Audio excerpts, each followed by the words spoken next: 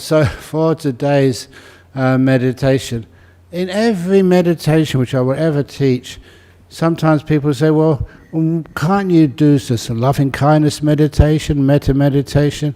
And of course we teach that. But on these meditations here on a Saturday afternoon, I like to just combine both the loving kindness meditation and the metta meditation and the insight meditation. What do I mean by combining insight meditation together with loving kindness meditation, anapanasati? I'm not inventing this. If any of you ever look in the teachings of the Buddha, the suttas, there you will find the Buddha saying in the anapanasati sutta, anybody who fulfills the anapanasati method at the same time also fulfills insight practice. Basically, you can't say there's this one type of meditation and another type of meditation. When I usually talk at length about this, I say that for anybody who comes here to meditate, sometimes I teach them like anapanasati, which is meditation on the breath. But if they can't do the anapanasati meditation on the breath, then I teach them vipasanna meditation. And if they can't do vipasanna meditation, then I teach them insight meditation. If insight meditation doesn't work for them, then I teach them metta meditation. And if metta meditation doesn't work for them, then I teach them loving kindness meditation. And if loving kindness meditation doesn't work for them, then I teach them anapanasati. And they don't realize they're going back to actually how they learnt it at the start. And the reason I don't mind doing that is because, quite honestly, you cannot distinguish these different types of meditation. I know that sometimes they say, oh, I went to a vipassana center. Oh, I went to an Ajahn Brahm retreat. Oh, I went to a Bhikkhu Bodhi retreat. It's all the same. And I'm saying that as a monk who's been around for a long time.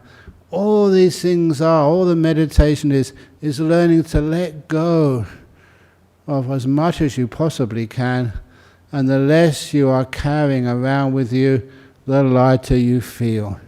And when you feel very, very light and peaceful, then that's where the meditation starts and grows and grows and grows from there. I don't know why people, they say, this meditation didn't work for me. A lot of times, if one meditation works, the other one works. If it doesn't work, then nothing works. And that's one of the reasons why we sort of give it a different name, just to encourage you, don't give up. Keep on going. It's a really beautiful path of meditation, and eventually everything does work.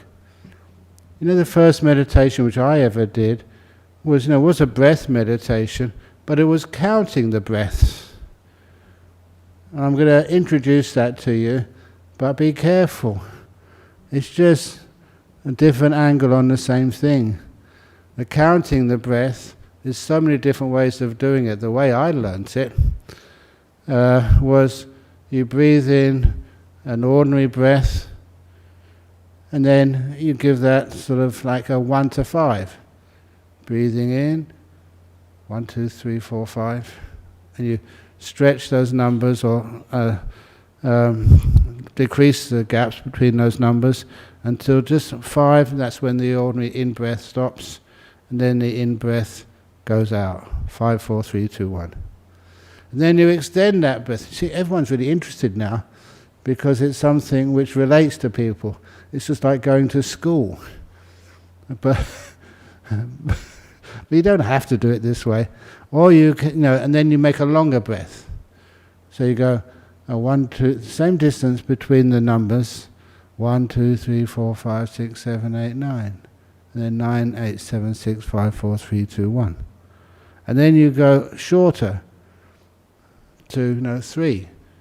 1, 2, 3, 3, 2, 1. 1, 2, 3, 3, 2, 1. And then after a while,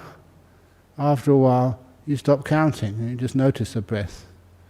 All that's really doing for you is making it a little bit more interesting, adding some other task which you have to do, so that when you start watching the breath, it's slightly easier. The trouble is that it depends on what you think of numbers. Of course, I was a number freak. I just always loved numbers, always did well at numbers. So when I went to school, university, I was always doing numbers all the time. But I must admit, at university, if you could do numbers, that was really helpful. The reason why it was helpful, because you could either do it or you couldn't do it. So when it came time for the exams at the end of each year, and it was always the mathematicians who were hanging around doing nothing, because either you could do it or you couldn't do it.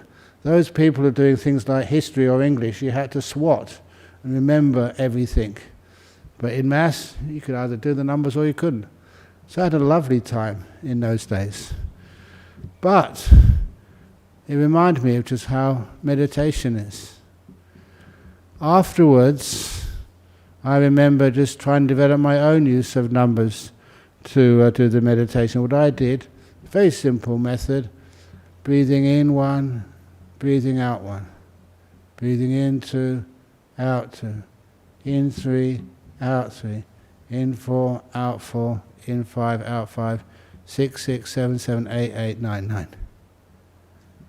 And then the next one, breathing in 1, 1, 2, 2, 3, 3, 4, 4, 5, 5. In 6, out 6. In 7, out 7. In 8, out 8. I got it down to 8. And then breathing in 7, 1 to 6 to 1, and then 5, 4, 3, 2. Breathing in 1, out 1, in 2, out 2, and then breathing in 1, out 1.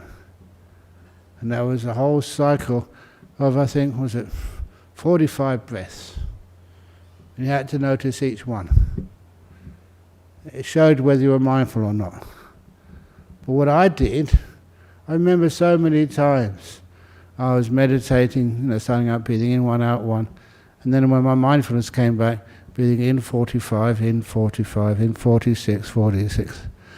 I'd lost count. It showed me I wasn't mindful. But then in the end, I thought, there's all this counting business. It makes it far too complicated. Sometimes people like complications, but I like simplicity better. So I stopped all that counting business and just being able to watch what the breath is. Can you, right now, can you be aware of your breath? Just this breath happening now. So just close your eyes for a moment and just watch one breath.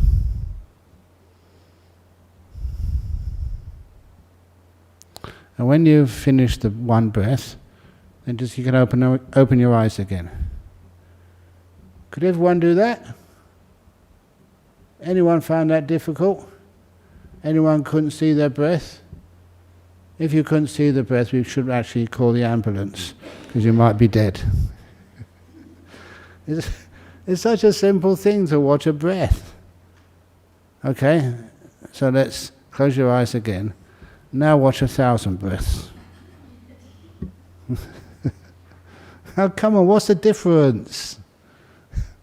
When you say 1,000, you add the complications to that. So all we do in breath meditation, we just watch a breath, that's all. Breathing in, breathing out. And that's all you ever do. And if you are still enough, calm enough, you don't fall asleep, you don't get restless, you don't go thinking. But that's just the task, just to watch a breath, just one. And once you manage to do that, you find you get so peaceful, so incredibly still. Sometimes people think, well, if I'm just watching a breath, so what?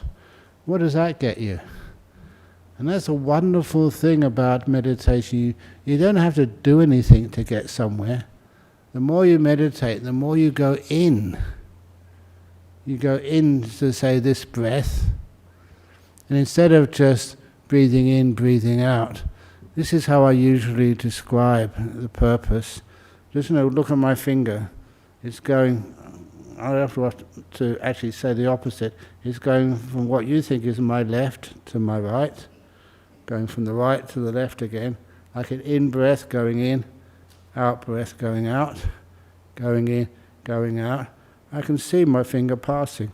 So I can actually see every breath. In breath, out breath.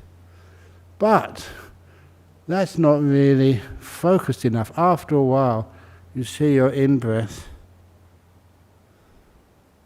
and you see it right to the end. You see the out-breath, and right to its end. So you see the whole of the breath. You're focusing on more of it, you're going more into it. And then after a while, you start to see when the in-breath has finished going out, it pauses. You don't wander off. You become so sensitive that you become very full of all of the experience of just an in-breath gone out and the out-breath hasn't started yet. And then the out-breath goes out and the in-breath hasn't started yet. And to make that a challenge for people, often in meditation retreats I ask you, give you something to do. Which is longer? The pause between the in-breath stopping and the out-breath beginning, or the pause between the out-breath stopping and the in-breath starting? Which is longest?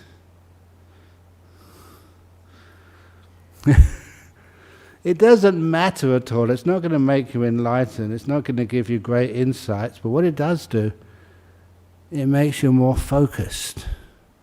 And that's the purpose of this. So after a while, your attention is just not on in, out, in, out. It's beginning of the in-breath and right to the end of the in-breath. And the pause in between. When there's no breath happening. It's in between this wonderful stage of nothing happening. And then the out-breath starts. Goes right to the very end. You pause again. What's happening is your mindfulness is getting stronger. You're seeing more. And many of you know that statement that people only use like 5% of their brain. Is that correct? Some don't even use that much. But what you're doing here, you become more aware, deeper aware. And the strange thing is that this is not something you have to force yourself to do. Once you get into it, it's a delightful thing to do. You start to experience so much which you've never seen before. You never experienced. I don't know how many of you have been following the preparation for meditation, which I usually give in the guided meditations, of being aware of your body, first of all. Okay, the breath is a part of your body, a refined part of the body, but first of all you get aware of even your feet. And this is something which I never expected when I started doing this, of how aware you can be of something like your feet. I don't know the last time I taught this, but there was this one monk in Bodhinyana monastery years ago who had a very painful back. That he couldn't really sit long on the floor. Now we'd get him a stool or whatever cushions he needed, but he couldn't sort of maintain that position without his back really starting to hurt. So we look after each other.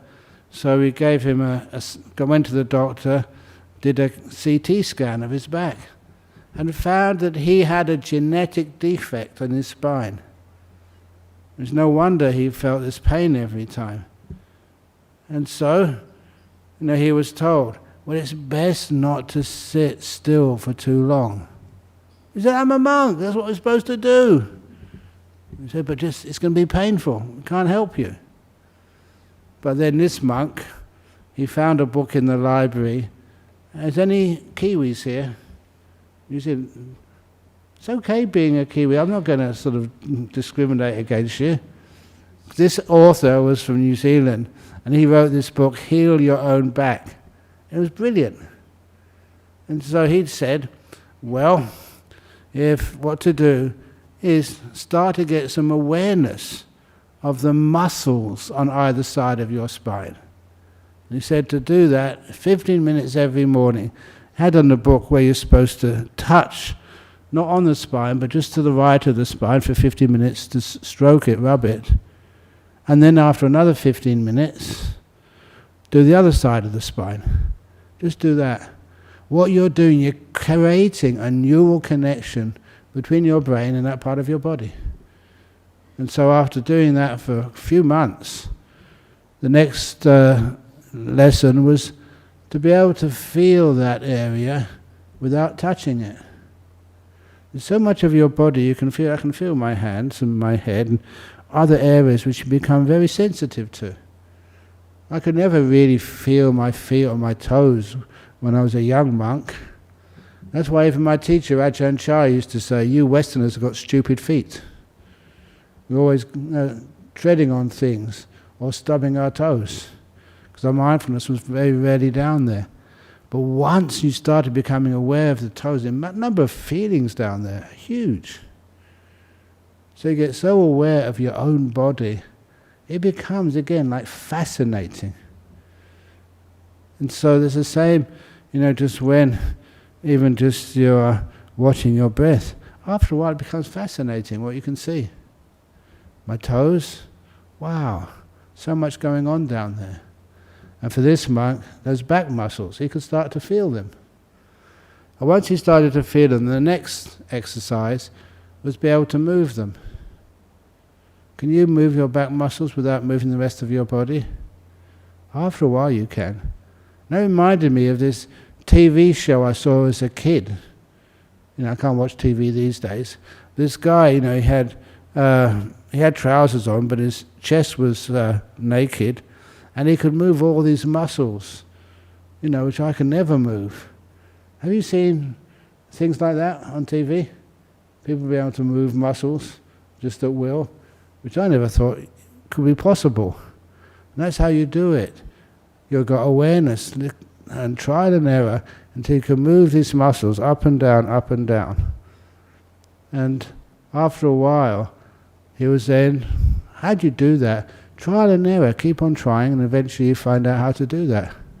And after a while, he could move those muscles on either side of his spine whenever he wanted.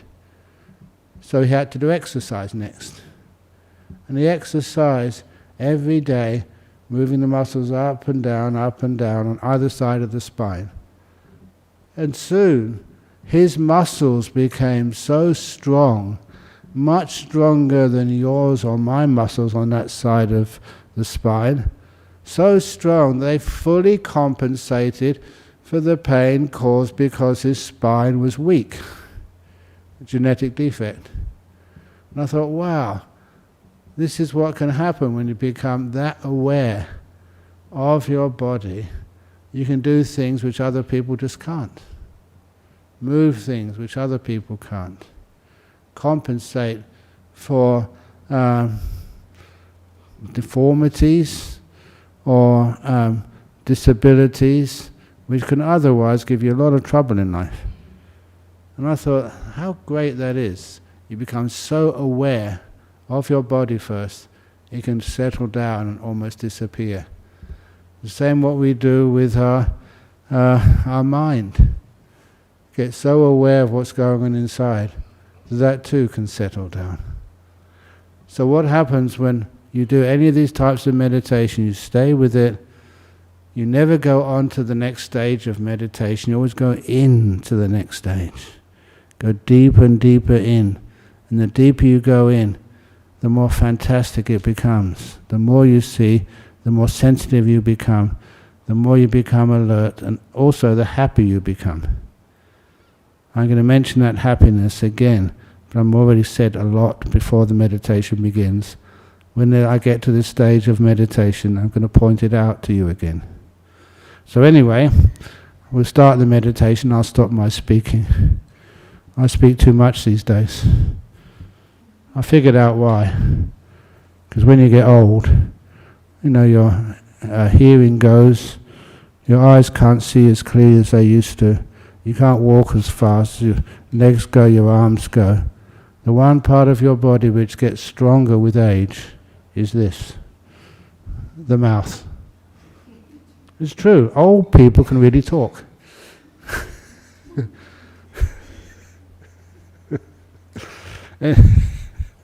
Anyway, let's get to the meditation. So if you are a bit stiff, it's okay to fidget a bit. I'm going to take a sip of water.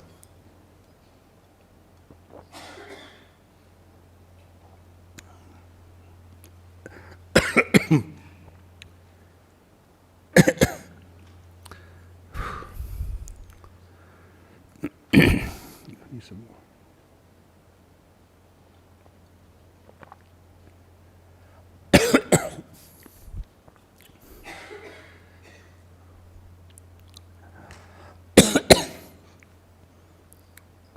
It's best to cough at the beginning rather than in the middle, just bore you're about to enter jhana.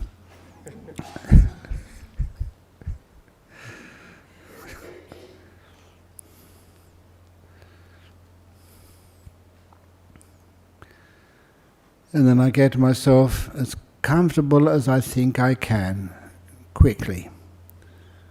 Of course I know that this is not real comfort yet. And then I become aware of my toes. If I can't feel them, I just wiggle one or two of them. And that gives the connection between my toes and my brain. And once I've made that connection, then it just maybe you're giving a call to your grandfather or something. First of all you ask, Granddad, how are you? That's what I do to my toes. How are you down there, toes? And I'm not just saying that, I care for my toes. This is where we start introducing the idea of kindfulness. Adding this kindness to mindfulness, and it becomes a much more potent way of becoming peaceful.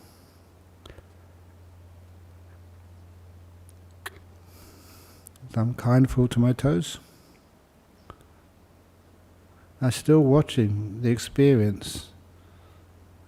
Brain just connected to my toes and feeling how they are, and noticing. The longer I look with kindfulness, observe with kindfulness, the more my toes relax. And some things happen, like right now I find my big toe on my right foot is a bit squashed. So I'm going to move. Only slightly. Just like making those final adjustments.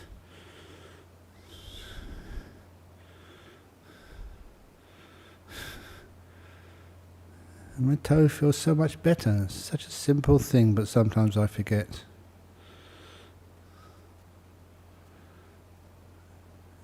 And when my toes start to relax, I also notice that that area of my body starts to feel delightful, pleasurable. I never expected this. Anyway, I move up from the toes up to the rest of my feet, including the soles of the feet, the uppers. I just like scan through them like one of these machines scans the body. I just notice how my feet feel. And if I perceive any abnormal feeling, any tightness, tension, even I usually feel itchy. One of the reasons for that is that when you become more mindful, often the feelings which are always there get amplified. You can feel them more fully. An itch which was always there is now perceived with slightly more intensity. Not unpleasant, not a problem, but just it feels much more strong. Sometimes you feel like there's ants crawling all over you. There's no ants there.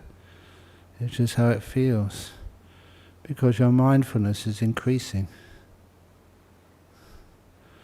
Anyway, I can just feel my feet, the heels and the ankles. I'm so used to this these days. Personally, I just notice ankle feeling. I don't know what other words to say about it. But I know it, and it feels relaxed and at ease. When it does feel relaxed and at ease, you can either stay there and go deeper into it, even ankle feeling. It does get really pleasant. But I'm just going to go further up my body. And when I go further up, I let what's just been relaxed stay like this. And it eventually kind of disappears. Like it's not a bother anymore, it's been dealt with. It's like if you came here in a car, you park your car, it's safe. You lock the doors and close the windows, everything is secure. So you can leave your car behind without worrying about it during the meditation. It's teaching you how to let go. In this case, how to let go of your feet and your ankles. You look after them first of all, check they're okay, and then they'll be safe for you. And I go up my legs, my calves. How do they feel? I never assume anything. I just feel them. My ankles are at ease, they're relaxed. I still love feeling. I can observe the feelings in the skin of my calves. Maybe because it's a bit hot. But they're fine. And I can always relax something a little bit more. And so those calves feel really relaxed. Much more than when I began. And I haven't moved them. I go to my knees. When I can feel the sensations in the knees. I'm always a bit concerned that my knees will last much longer. So, I just feel those sensations in those knees. I imagine just opening up any blockages in those knees. So things just flow freely through that part of my body. And I imagine just those bones, muscles, ligaments, whatever's there, I imagine them opening up, getting very soft, and sinking into the cushion, which is the thing I'm sitting on. And I imagine them just relaxing into that support of the cushion. Then the feeling of those knees does become more pleasant, more at ease, more free. The last thing I want to do is to kind of lock up those parts of my body as if they're constrained just to show off. I want them to feel peaceful and at ease. I go past the knee feelings to the thighs.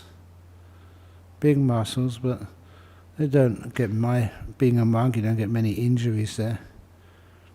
So they're just, I can experience how my thighs feel.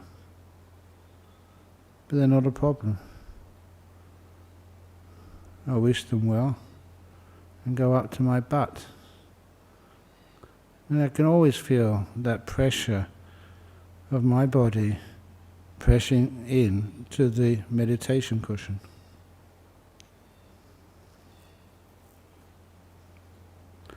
Because you had your eyes closed, you never saw me scratching my nose. I care for my body. If it needs to scratch, I will do it. But anyway, back to the butt. I just make sure that pressure of the bottom against whatever's supporting it is evenly spread. That's the trick.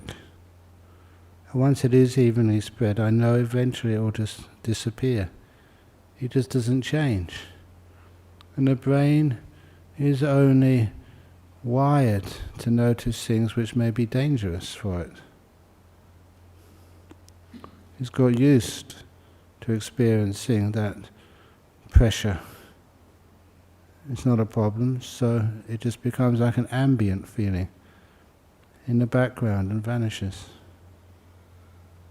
And I go up to my waist. And here, I just always like to just twiddle my waist at this part of the meditation and kind of stretch my spine.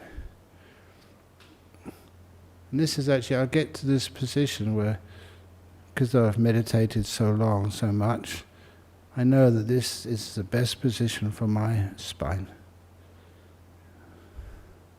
I can maintain this position for long periods of time. So I'm now in that position. And I go up my spine.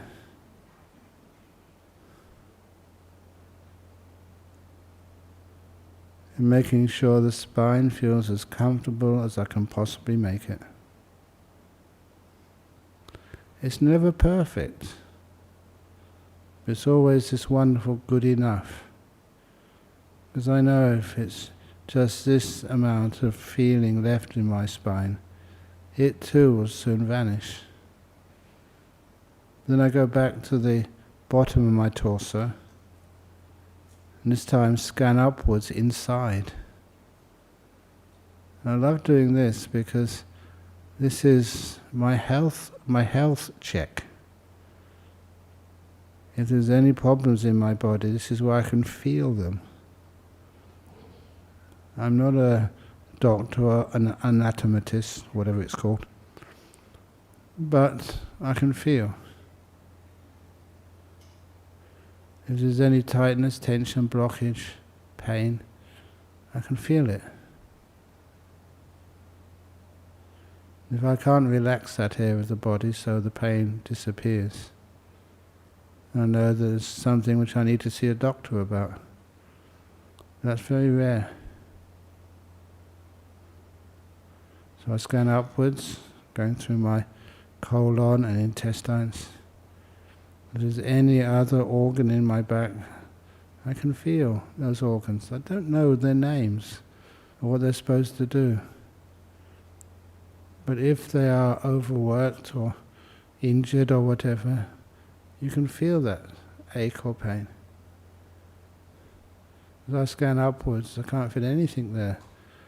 Those organs seem to be so at ease. I go up past those intestines and up to my stomach. And past my stomach into the lungs. I can feel them. They're just gently breathing. And going past those lungs to the heart region. You don't have to be accurate, you just feel that area. Is there anything which is aching or tight or tense or feels blocked or whatever? And all that area right now feels just so at ease. That's why I say it does feel pleasant when it's at ease. And going past that area, and eventually I come to my shoulders. It's usually just like my bottom feeling, which is actually gone now. The shoulders sometimes are too tight.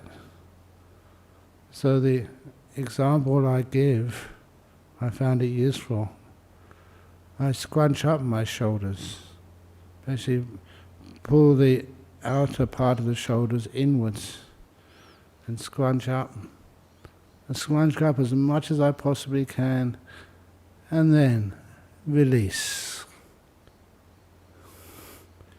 It's always a wonderful example of what letting go is. Something is abnormally tight, and so you take off the pressure, whatever's making it feel tight or squashed, you release. Then you feel loose and at ease. That's my shoulders now. Much more loose than when I began. And I go down my arms, past my elbows, because I don't play sport or fall. Those elbows feel nice, at ease. Down my forearms to my wrists, which are at ease. Down to my hands. That always has feelings, sensations. There's so many nerve endings in your hands and your fingers. And that's when I don't tell my fingers how to put themselves. I just ask, however they're positioned, are you happy there? That's also an important part of meditation. We're not trying to control anything. To care enough so that everything feels at ease. And my fingers say they feel wonderful like this. Fine, carry on. And I go up to my shoulders again, and top of the shoulders is my neck. How do you relax your neck? The way I relax my neck is just moving the head on top of the neck. A bit to the left, a bit to the right, a bit forward, a bit back, until I can find the most comfortable posture for my head on top of the neck. And recently I always found my head is too far forward, so I deliberately put it back a little bit. That works for me, maybe not for you. And then I become aware of the muscles around my eyes, my nose, my mouth, forehead, if you wish.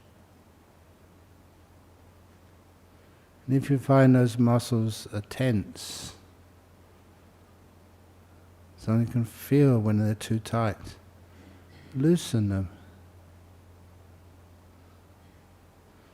When I loosen those muscles, the facial muscles become so at ease. And the side effect is that many of those negative emotions which cause the tightness of the muscles in your face are calmed down. They kind of disappear.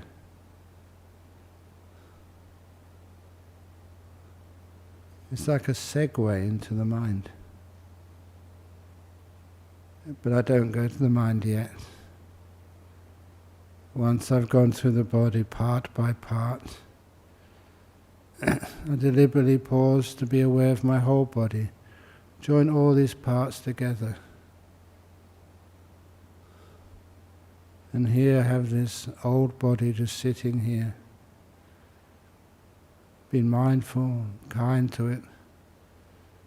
And it's so relaxed.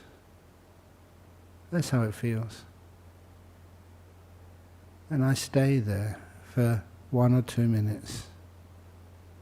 The reason is, I'm not doing anything, just staying here. Because after about a few seconds, I start to feel what I call the delight of relaxation. And it's an ability to experience a relaxed body and the delight which it creates. Because it makes me feel even more relaxed. And you start to realize how delightful, really pleasurable this meditation can feel. And don't be afraid of that pleasure. That joy becomes really important later. It's what keeps you on the meditation object. And lets everything else vanish. And just with my body, just enjoying a body which is really nicely relaxed.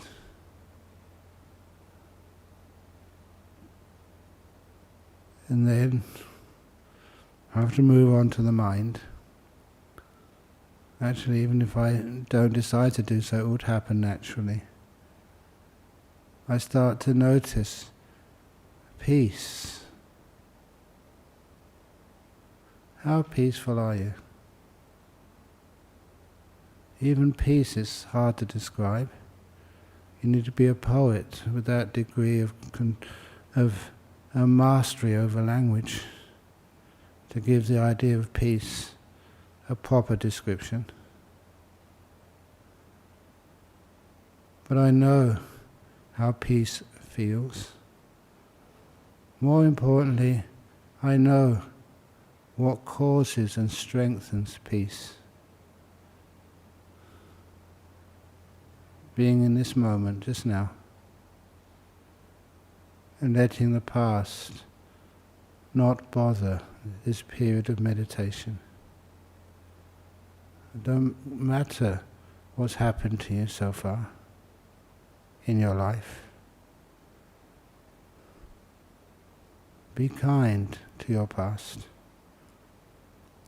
Don't be negative to any events or people or even what you did which caused pain in the past. That's gone.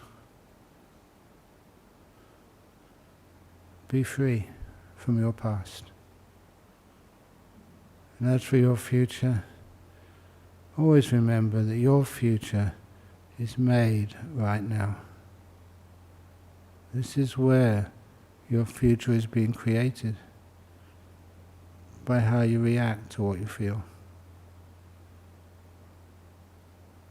So you make peace in this moment.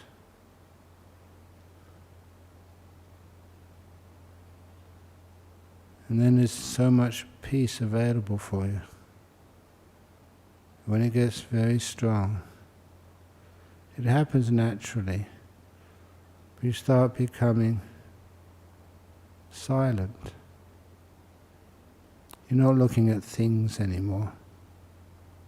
You're looking at what's between everything. The great space in this room. The emptiness in the world. Space. Silence. And when you get silent, real silence, it soon becomes just so full of beauty.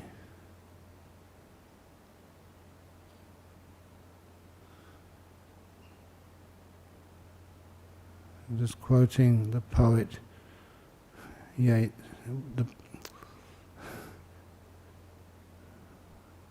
William Blake.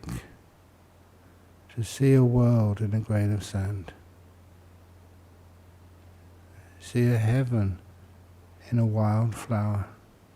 Hold infinity in the palm of your hand, and eternity in an hour. In silence, you can experience all of that. And the meditation naturally goes deeper and deeper. I'm now going to be quiet. When I speak again, it will be close to the end of the meditation.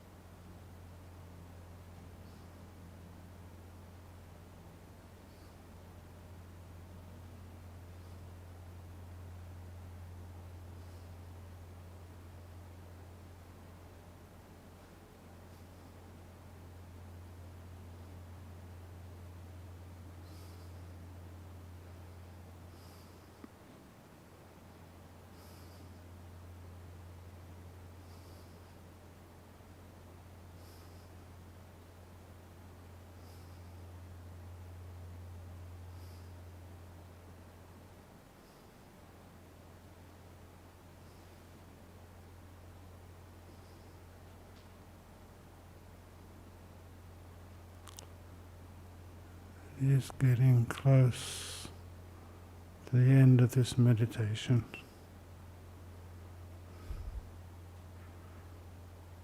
Before you open your eyes, how do you feel?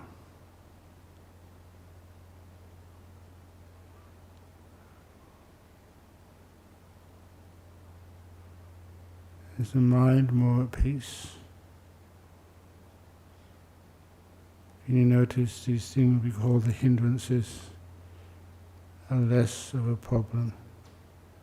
Restlessness, sloth and torpor, wanting, not wanting. All of these things are less intense.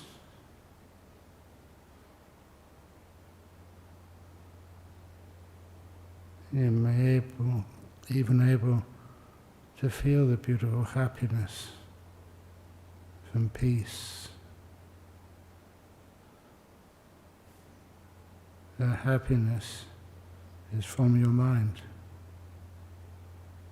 It's mental objects. And it's what should be happening.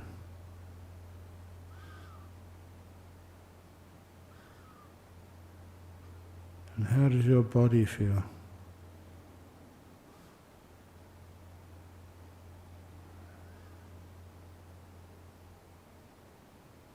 Usually the body too is ultra relaxed.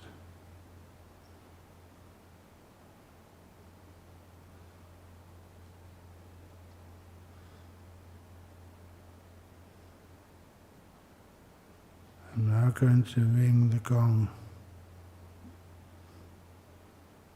It's a chiming gong. It's much softer, easier to hear than the ringing of a loud bell.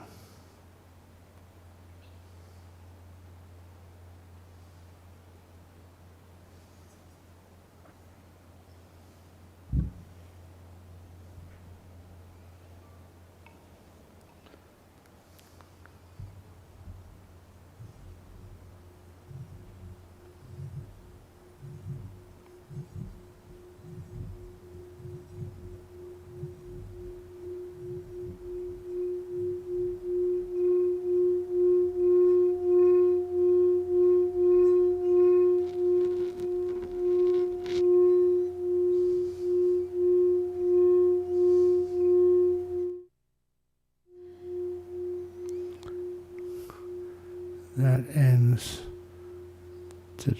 this afternoon's meditation.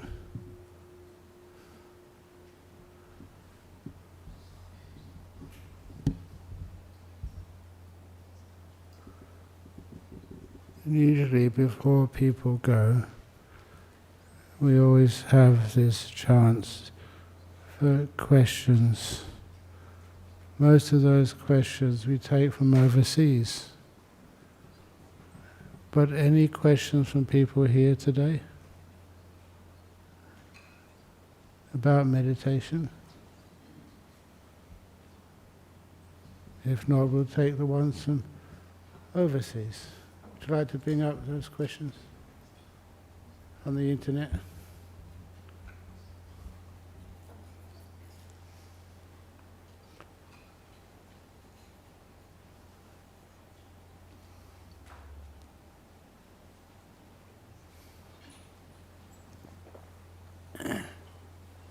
Thank you.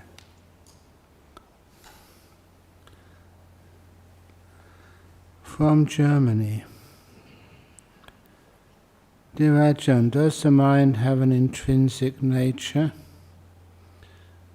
Not intrinsic, but it's got natures like trees in a forest. It has a nature just like the grass. And if so, what is its nature? Thank you, I appreciate very much. The nature of the mind, intrinsic nature, is to be still.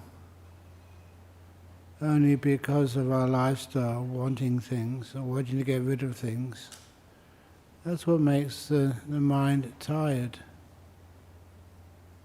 And the most beautiful experience you can have is when you want nothing. Literally, deeply.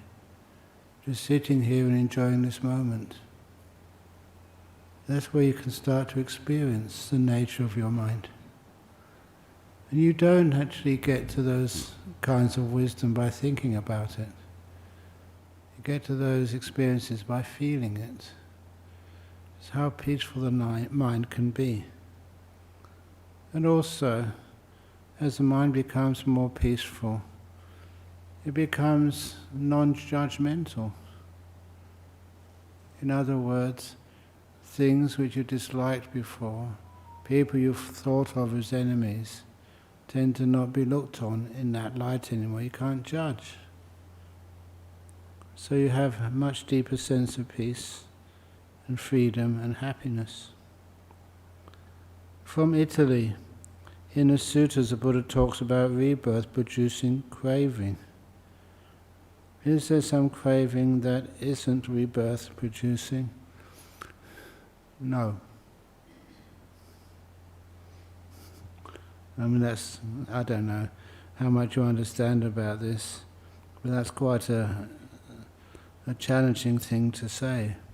It's a craving, wanting, even a craving to get rid of things, or the craving to reach Nibbana. All of those cravings actually work in the opposite direction. They create more life. So if you give up all craving, and have this beautiful sense of contentment, just happy to be here, that doesn't produce rebirth. From UK, I've been meditating for 4 months and seen gradual progress, but it feels like in exercising willpower and discipline to get through the sessions. Is meditation meant to be easy? Yes. The easiest thing you can ever do. That's why it's so hard. Once you get the skill of it, it's so easy. But because it goes against the way we work in the world, to be successful, you've got to do things, plan things, and work with others, and just go through all this stuff of life. But when you're really meditating, you're not fighting the world. You're not trying to work against nature. That's why it becomes incredibly easy. I notice this weird thing. There's so many people when they are meditating, they're always trying to do something, fix up a fault, get insight to make it easier. That's not what we have insight for. Have insight in order to let go. One of those similes I've been talking about quite a lot recently was the simile of the driverless bus. What could be easier than sitting in the bus, know there's no driver there, and enjoying the journey without any complaint? Who can you complain to? The bus driver's seat is empty. When you meditate with that attitude, it's the easiest thing in the world. Okay, that's a couple of questions from overseas. Anyone got any questions from here? If you have, please put your hand up.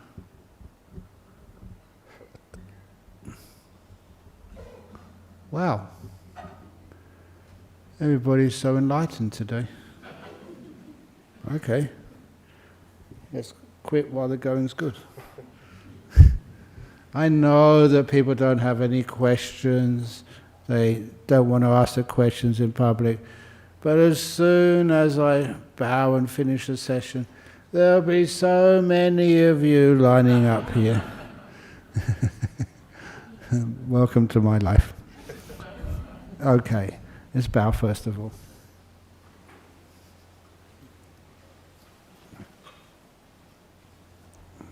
Oops. Stuck.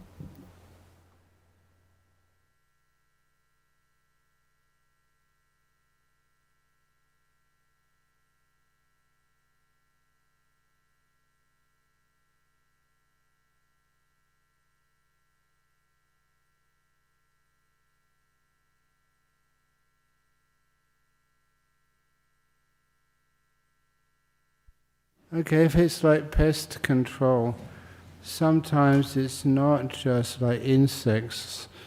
Sometimes the pest control is getting rid of people, which we don't like. And you see that, in some countries, illegal immigrants, let's get rid of them. People who, for one reason or another, cause problems, we put them in prisons to get rid of them. These aren't the real pests. These are human beings who need kindness, not extinction or putting them apart so you don't see them. I don't know about you, but I've had so much experience in life which people I thought, deserve to be put in institutions, so we don't see them. When I went into those institutions out of kindness, I said, why are you putting people away? Why are you extinguishing pests? A lot of times it's because rules and regulations. And who makes those rules and regulations? A good example of that, I hope there's no health inspectors here, but like mice. Apparently if you find mice droppings, like in a home or in a kitchen somewhere, the health inspectors want to close you down. I like mice. And I don't know, these little mice you see, especially in a monastery, they're so calm and peaceful and fun. I remember one of the first times that we built our monastery over in Serpentine, and in the morning, when the mice, they heard the monks were sitting down to start their breakfast, they would come down. There's one mouse and he would just run over us and play. It didn't do us any harm, he just was having fun with us. And why do we have to get rid of that? You started to get a feeling for that mouse. And maybe, in places like in the city, or if you're close to an area where there is like a rubbish, maybe they can carry viruses. But out in the forest where we live, there's so few viruses in that forest. And those mice are just so clean. I know that one thing they said, but if you have mice, you'll have snakes. But even the snakes are very friendly in monasteries. It's just how we treat things, animals, creates the danger.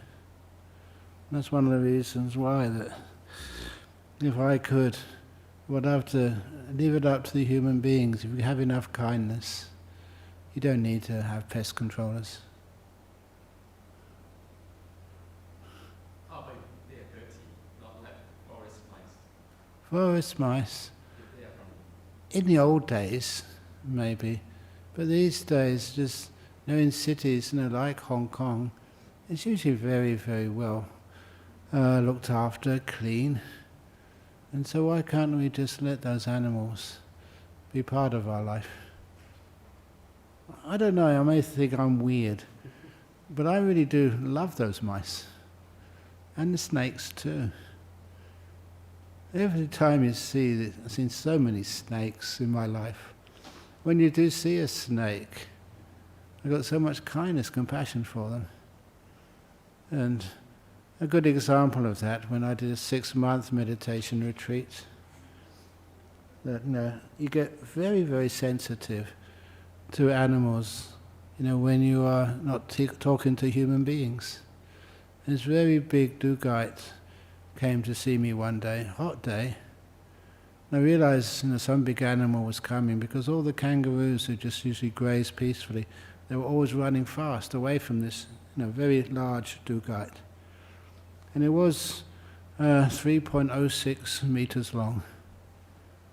And you say, how do I know that? I didn't take a tape measure and say, be still, I'm just going to measure you. Because it was a hot day, and it wanted just to enjoy the shade offered by one side of my hut where I was staying at that time. And I'd built that hut So now that short wall, which was shielding it from the sun, that's how long it was, and its tail and head just fitted in to that sort of wall. So it's 3.06 meters long, very big dugite. When it first came up to me, I was washing my bowl after lunch. I looked at it, it looked at me, and I looked away and carried on washing my bowl. It was very much in striking distance. But then when I turned around to look again, it had actually moved close to the wall, and its head was a long way away from me, and its tail was close. It kind of trusted me. I was not going to harm it. And of course I never did. No. I get so many ants in my house, so I talk to them, and also I put talcum powder and ask them to go away. Is it still bad to put the baby powder and the talcum powder to get rid of them? It's not get rid of them, they don't like it. Yeah. They didn't come. But I've been trying, I just put some powder. Yeah, I suppose talcum powder doesn't really sort of harm them. Some of them may like it, may like the smell, I don't know. But I know all these stories about ants in the forest. One of those stories was of this Thai forest monk called Ajahn Lee. And he was a forest monk, so he was going from place to place. And he came to this lovely place where he could set up his mosquito net umbrella.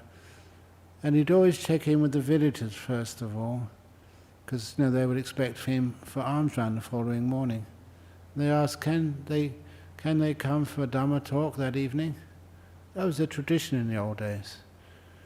So he had a couple of hours before they would come for the Dhamma talk. So he found a nice tree and just sat underneath it. He didn't really check where he was sitting because there was a big red ant's nest close by. And as soon as he started sitting meditation, the ants started climbing up his legs and biting him. And even though he was a forest monk, supposed to have lots of endurance, after a while he couldn't stand it any longer. And he said he didn't know what happened, but then he had jumped up with no mindfulness and was running away. It hurt so much. When he got his mindfulness back, he thought, I'm a forest monk. I shouldn't just run away like this. So he went back to where he was sitting before and sat in the same place. And the ants started climbing up his legs again. But this time he changed his meditation object to loving kindness. And they were still biting him for a minute or two. But then he noticed they stopped biting. He could feel them climbing down his legs, not up them. So when the last one left his leg, he got into a lovely meditation. And when the 2 hours were up, he opened his eyes. He could hear the lay people coming to visit him for a talk. But then when he opened his eyes, he thought how strange it was in that village. Every part of the world has its own customs. And they were dancing. He thought, I've never seen this before. When people are about to listen to a talk, they come dancing. And then he looked a bit more closely, and they weren't dancing. They were bitten to bits by these ants. And he noticed it was like there was a meter circle around him in all directions of the red ants, and it was like this no man's land around him. And these red ants were protecting him. And he said how weird it was, the things which most people would think as pests, if you're kind to them, they protect you. My black ant story from Bodhidharma monastery. And Siti Bhutta, the A-frame kuti? I built that, like many of the things over in Bodhidharma monastery. And it was right next to a black ant nest. And according to our rules, we're not supposed to build close to where animals live, like ants. But it was such a lovely sight. I did some chanting for those ants. And I said, look, I'm not here to harm you. And so, because I built it, I kept that promise. Any bits of wood, I made sure I laid them carefully, on the ground, so they would never hinder that ant's nest. And it was just like an A-frame just raised on these little stumps. Yeah, we did put some metal there, but that was not going to stop the ants coming in if they wanted to. And when I finished that building, I made sure that their home was not destroyed to make my home. And for about a year, we lived at peace and harmony together. They never came into my hut, and I made sure I'd always avoid their place. And even on this one occasion, I remember one of the other novices wanted to give them a test to prove that these are intelligent beings. He found a sugar cube, and he put the sugar cube on top of the ant's nest. Now, a sugar cube for ants, these are ants in the forest. They would have never seen a sugar cube ever before. And of course, they liked the taste of that sugar. That was food for them. So how would they deal with this sugar cube? Would they break it up where it was and then take it in their holes and store it inside the nest? They were much wiser than that. When I saw, I could not believe it. Sadhu, sadhu, you are intelligent ants. They excavated from underneath the sugar cube.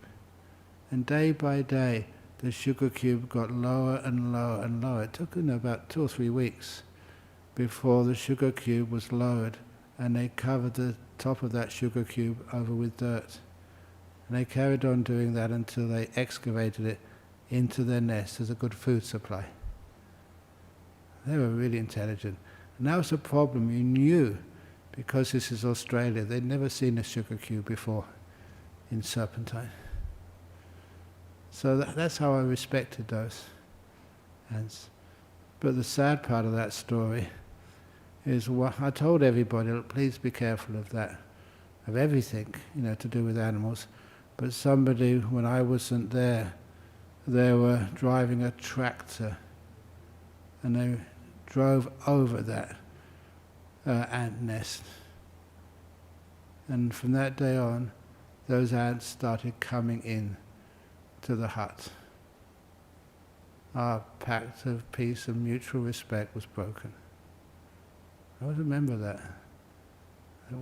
Why were you so unmindful and just uncaring? Those ants would never harm us.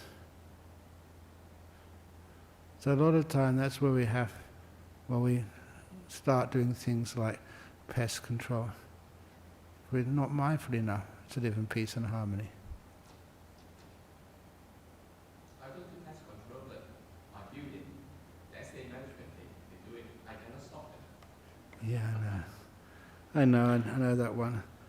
Because we had, in our kitchen years ago, just now after we first bought it, we had what was, I don't know what they call them, these cockroaches. Were they Argentinian cockroaches? Or?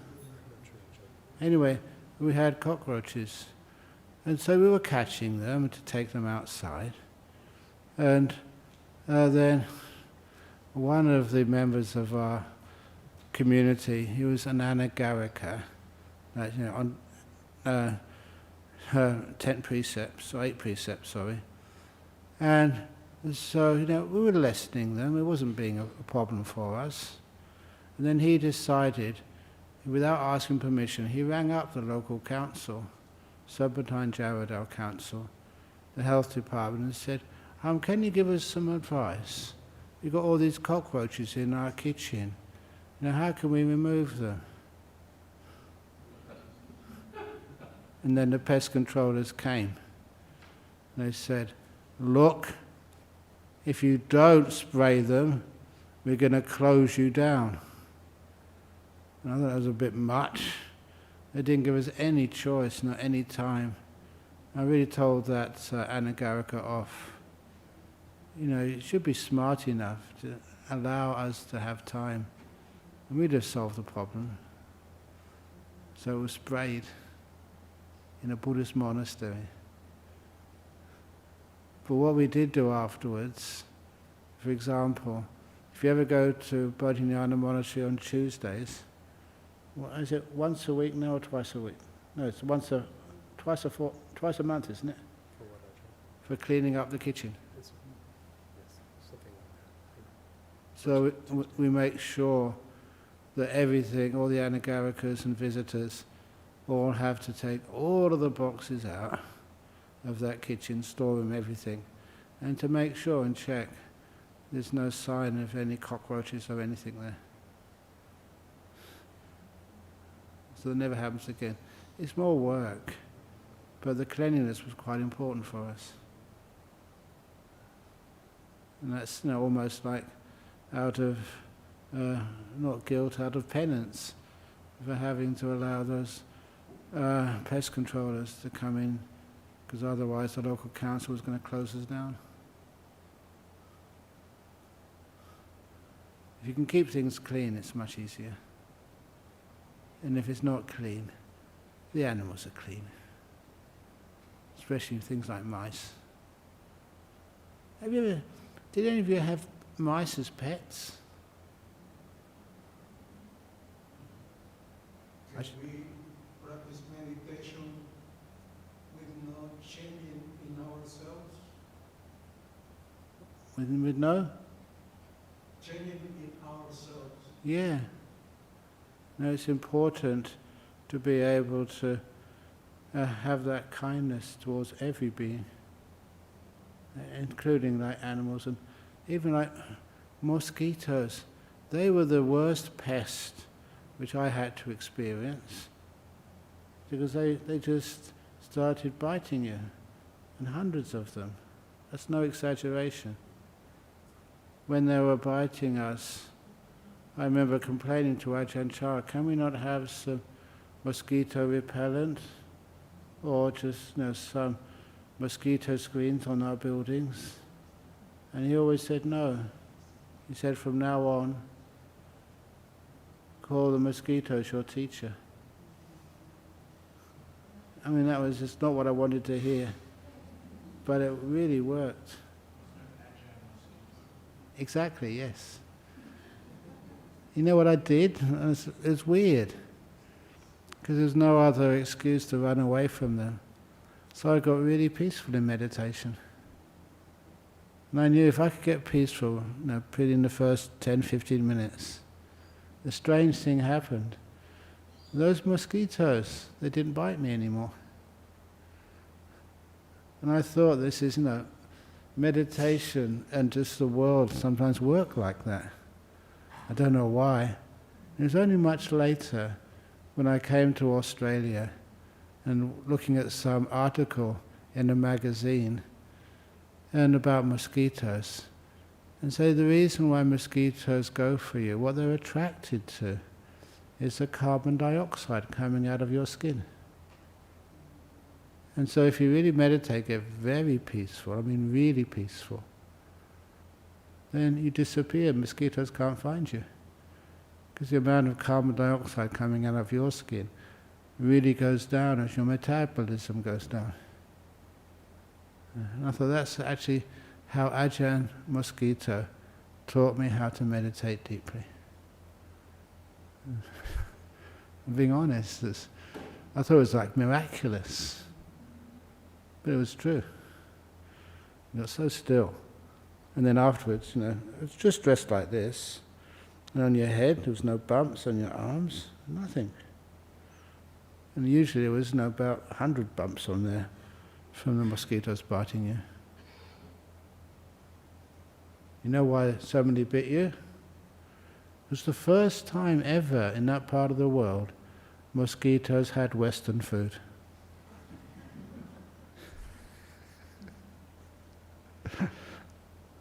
Okay. So is there any other questions? What is deep meditation? like a deep meditation. The only reason I call it deep meditation is because according to our rules, and we have to keep these rules, is like a monk or a nun cannot say they've had these things like jhanas. Sometimes I feel it's so frustrating. So a lot of times I say, I know this monk who used to meditate in the jungles in Thailand, who got into these jhanas and the mosquitoes left them alone. And that's as far as I can push it, without getting into like an offensive patitya. And so, because I say things like that, soon people understand what I'm talking about, who that monk I know very well is. And it gets frustrating. But one of the reasons the Buddha says that, because then it becomes also almost like a personal attainment. Like, have you ever seen monks with like stripes on their shoulders, like a private, what's it called? Sergeant or corporal or major. Have you ever seen monks with those things on them? We don't have them on them, us. We don't have any medals. You get a stream winner, we award you with a medal. Congratulations, you're now a stream winner. Give you another medal. Congratulations, you're a once returner. Congratulations, you're a non-returner, or an arahat medal. We don't do that. It's not a personal thing. That's one of the reasons why it's a good rule, but sometimes you have to be careful. That sometimes gets a bit frustrating. That's why. Sorry? Deep meditation lasts that you have to meditate all the time. No. It's just this. Your life is meditation. No. This is those times when your body vanishes. You're so still. You're just with your mind, and very energized, very happy. So I need to be a monk to practice it. No. Other meditations. People get those deep meditations. They disappear for a while. Here we go, an example. Because this person, I don't think you'll figure out who it is. That guy from Hong Kong is gone now. It's good. Because is that you in the back there? Cold. Oh, you're cold there. Oh my goodness, you are still here. Okay. I couldn't see your face clearly. But, this was on the beginning of our rains retreat. We always had these retreats where we invite some of our Hong Kong disciples together with Indonesian disciples to have a retreat at Jhana Grove. And it finishes on the start of the rains retreat. So we had a number of people from Hong Kong. And when we had a ceremony to start the rains retreat, the last evening I gave a talk, and in the morning we were setting up everything in Bodhinyana monastery for the ceremony to mark the beginning of the rains retreat. One of the senior members, that was actually Della. You know Della? Yeah. Della Chu, yeah. Della came up to me and said, one of our members has been sitting all night outside by one of the stupas there. And it was really cold at that time of the year. And so what they did was actually put a blanket around her. But she wouldn't come out. She was just sitting there, almost like she was dead. So they came and asked me, what can we do? After all the ceremonies, we've got to go home, get on the aircraft. And so I told them, if she's been sitting like that, she must have got into a deep meditation. Did you try and get her out? Yeah, we shouted at her, but she didn't respond. And so I said, look, that's a very easy solution. Just go up to her and don't shout. Just say with as much kindness as you can manage, Ajahn Brahm asks you to come to Bodhinyana monastery. because she respects me, and because you do it with kindness, it can actually go in. And then I told her there's not much time, so please go in the car to Jhana Grove and come back again. And she came back again and said, it hasn't worked, she's still sitting there. So just leave it. Because what she didn't know, it does take time to come out of those deep meditations. And then eventually, she got out of her meditation, only about 5 or 10 minutes afterwards. And she walked over to Bodhinyana Monastery. And all the other members of that group were really sort of kind of scared and excited but impressed. She just came up to me and said, you asked me to come over here? I said, yes. I said, do you want a breakfast? She said, no. And so she just sat against the wall and did some more meditation. It does take time to ease yourself out of these deep meditations. And that was, I let people know that because it was not just Ajahn Brahm's theory. They saw it. It's what happened. She stayed all night on the stupa and she wasn't sick at all. If any of you tried that, that time of the year, sneezing, sick, but she was fine. That's what a deep meditation is. They're gorgeous when they happen. And even years ago, I remember when this gentleman did one of those deep meditations here. And when I'd finished answering all the questions, he was still sitting quietly. I remember good old Lynn. Thank you, Lynn, for what you did on this occasion. That she waited by him. And I said, look, he's in a really deep meditation. Let it happen. Then afterwards she took him into one of the side rooms so he could come out gently. It does happen. But it's not for life.